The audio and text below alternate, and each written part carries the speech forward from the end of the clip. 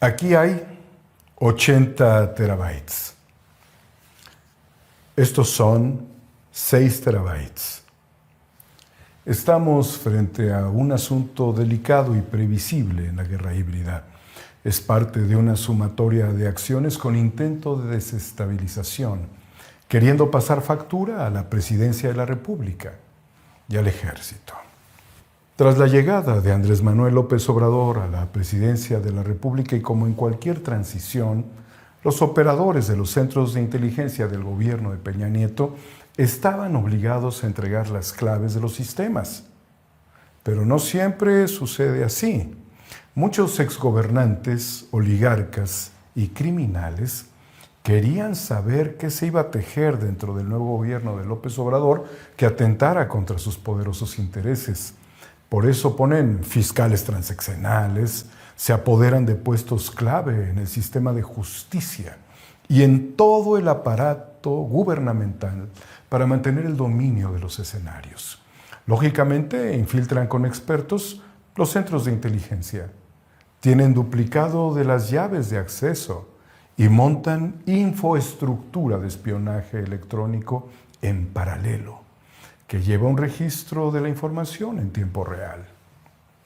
Lo que analizaremos es parte de una concatenación de acciones de espionaje que comenzaron con la infiltración de la oficina presidencial, en donde una microcámara fue hallada y presentada a los medios.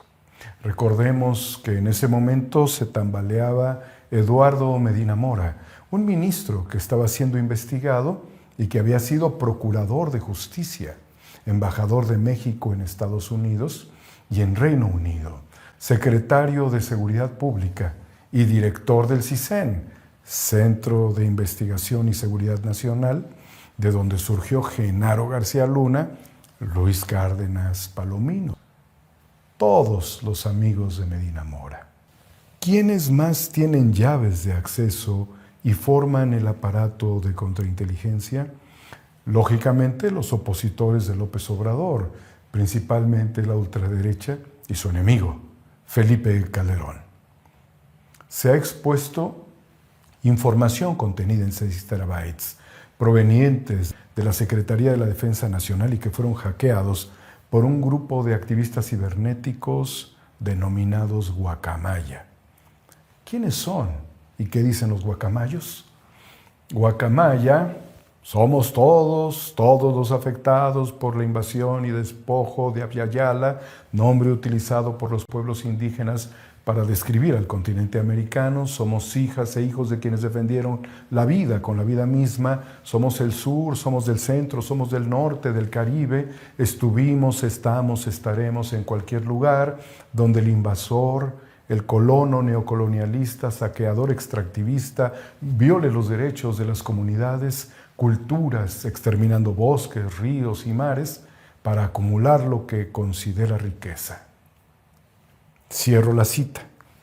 Las nobles referencias de los guacamaya son propias de un grupo de ambientalistas o permacultores, trabajando la tierra en Costa Rica, Veracruz, Chiapas o la Patagonia, danzantes de rituales prehispánicos y gente unida con fines pacifistas, ajenos a la guerra híbrida.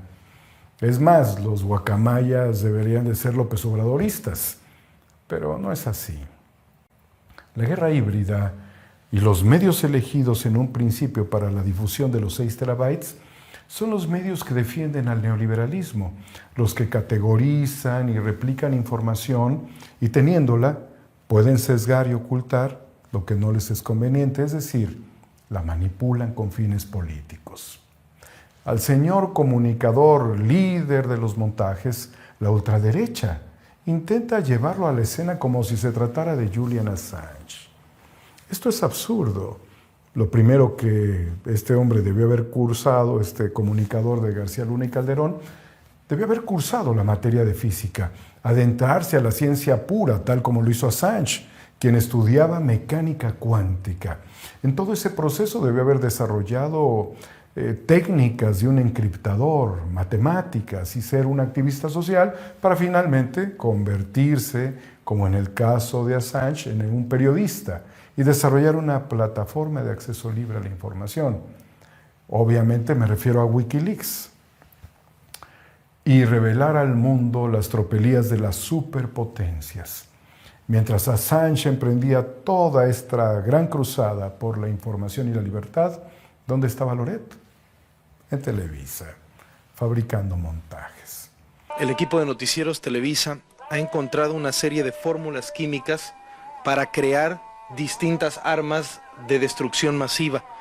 Zanjado este asunto, ahora debemos reconocer que los servidores informáticos en el mundo están bajo acoso permanente. Un caso reciente fue el hackeo de la plataforma de taxis Uber. El joven hacker de 18 años que penetró y violó todos los sistemas promovía una causa justa, que le suban el salario a los empleados de Uber. Hay vulnerabilidad, ataques, puertas traseras en el software que permiten el espionaje. Parte de la información del gobierno de México se encuentra incluso en servidores extranjeros, como ocurre con este video. Aunque se trate de información pública, las empresas llamadas Big Tech pueden con total derecho eliminar el contenido ya almacenado. Ellos son los dueños de los servidores, de los discos duros, de los algoritmos, de los robots. Y si desean borrar de la faz de la tierra la historia de las mañaneras del presidente López Obrador, lo harán. Tal como nos quitan likes, nos limitan la difusión del contenido porque les es incómodo, reducen nuestra audiencia. Ellos son los dueños de los datos que nos muestran y que no son auditables.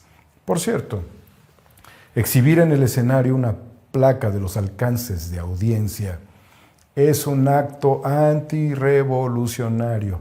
Es no haber entendido que somos sus gatos, proletarios digitales. Hay una gran cantidad de información sensible que se almacena en plataformas gubernamentales con software de Google, de Microsoft, datos de periodistas, investigaciones contra el crimen organizado, acuerdos internacionales, ejercicios militares y datos de personas y organizaciones sujetos de riesgo, entre muchos otros. ¿Cómo doblar los sistemas? La seguridad, esto que emplean mucho los políticos en sus discursos, significa salvar de ataques los bienes y las personas en 3 niveles fundamentales: estructural, sistémico y personal o físico. Estos 3 niveles implican grandes inversiones para brindar la máxima protección, y donde más riesgos hay es en el nivel de las personas encargadas de la seguridad. Entre ellas, los agentes especializados, expertos en mantenimiento de sistemas, operadores y usuarios. La parte más sensible es el factor humano, la seguridad que brindan las personas y que pueden vulnerar los niveles estructural y sistémico. El genio informático Aaron Swartz se dio a la tarea de hacer públicas resoluciones judiciales que estaban almacenadas en la base de datos del sistema Pacer en Estados Unidos, el cual cobra por descargar información. Swartz quiso que lo público fuese público y no tuviera un costo. Tiempo después, Swartz descargó cientos de miles de publicaciones académicas de la base de datos de GSTOR a través de una cuenta que le fue proporcionada por el MIT y que no limitaba las descargas. Conectando su notebook a los servidores de la institución académica, descargó aproximadamente 1.970.000 documentos durante 7 días. El noble objetivo que no logró a Swartz era compartir todas esas investigaciones científicas a la humanidad, ya que gran parte de ellas están financiadas con recursos públicos. Pero el caso fue judicializado y antes de recibir sentencia condenatoria, su encarcelamiento, Swartz se suicidó a los 26 años de edad. El militar Bradley Manning, que era un analista de inteligencia del ejército de los Estados Unidos, entregó a Wikileaks documentos sensibles que mostraron las acciones militares de su país en Irak, en Afganistán, particularmente el video de la ejecución de civiles y periodistas desde un helicóptero de los Estados Unidos despedazando seres humanos. Entre ellos estaba el periodista Said Shmach de la cadena Reuters, y tras el intento de trasladar a Shmach herido en una camioneta para recibir atención, el helicóptero realiza un siguiente ataque contra los civiles Entre ellos, mataron a un padre de familia que acudió al rescate cuando llevaba a su hijo a la escuela. Edward Snowden fue un agente especializado en informática que vulneró los propios servidores de la NSA, donde trabajaba, al espantarse de todo el aparato de vigilancia sobre los ciudadanos y que violaba la primera enmienda constitucional de los Estados Unidos. Snowden puso al descubierto el sistema de vigilancia PRISM y liberó al mundo solamente una pequeña parte de la información recopilada. Estas son las razones por las cuales sigue siendo perseguido y está refugiado en Rusia. Hablar de Schwartz, Manning, Assange, Snowden es hablar de gente culta e idealista. Por lógica, ellos jamás le hubieran dado un solo documento a latinos. Es posible que la información contenida en los 6 terabytes tenga verdades y mentiras. Quienes difunden esta información no son especialistas en hackeo, no pueden certificar la autenticidad ni la integridad de la información que difunden. Es necesario tener una posición de las autoridades federales y particularmente del ejército. A partir de que esta información se puede acceder actualmente por solicitud de periodistas, pero de todos modos no sabemos si hay una buena acción en los procedimientos que encadenen el acceso y la valoración de los datos. Snowden, Manning, Assange, Schwartz sí podían validar la autenticidad de la información que difundieron en términos de origen e integridad de la data. La ciberseguridad, en estos términos y hablar de ella, no significa únicamente vulnerar los sistemas mediante conexiones remotas.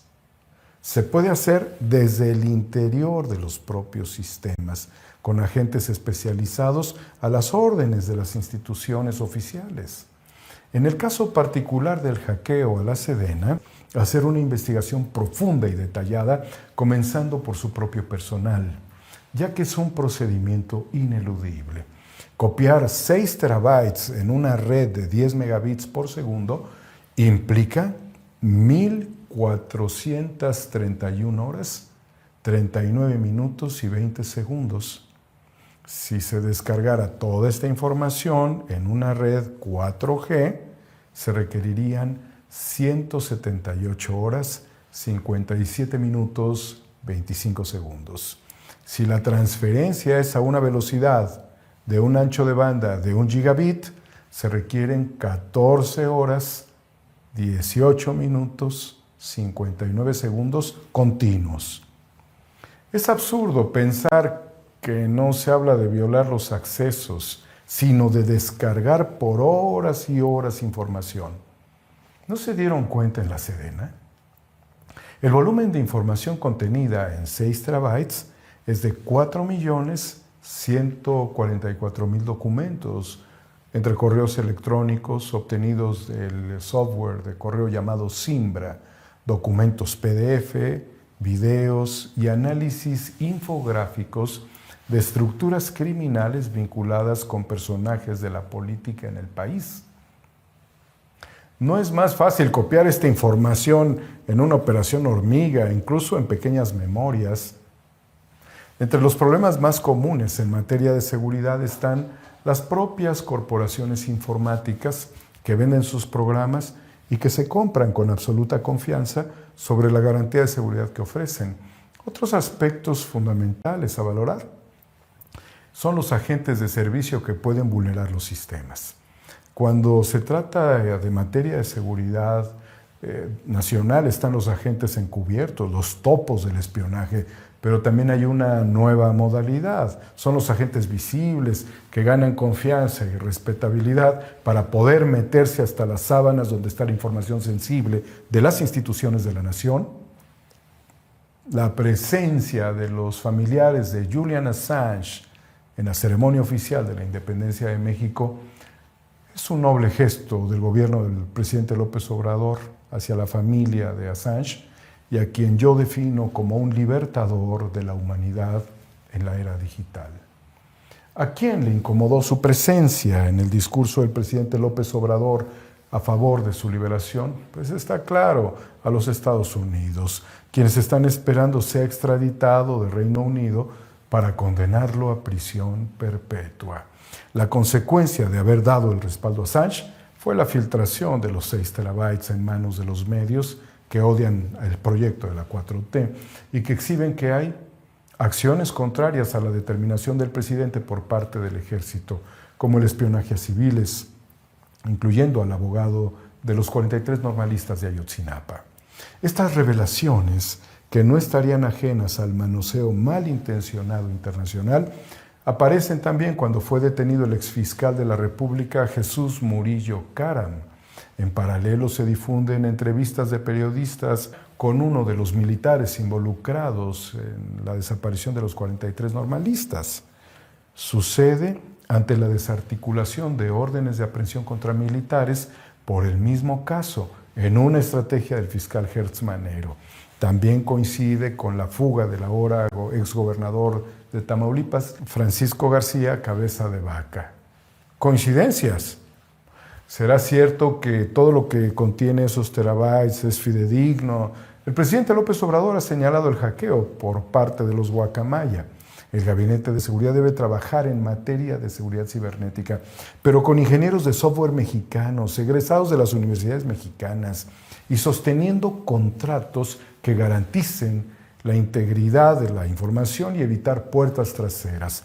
Sabemos que las plataformas de código abierto son adecuadas y empleadas a nivel mundial en tareas sensibles de alta demanda en los niveles industrial y militar. ¿Y qué pasaría si el hackeo es real?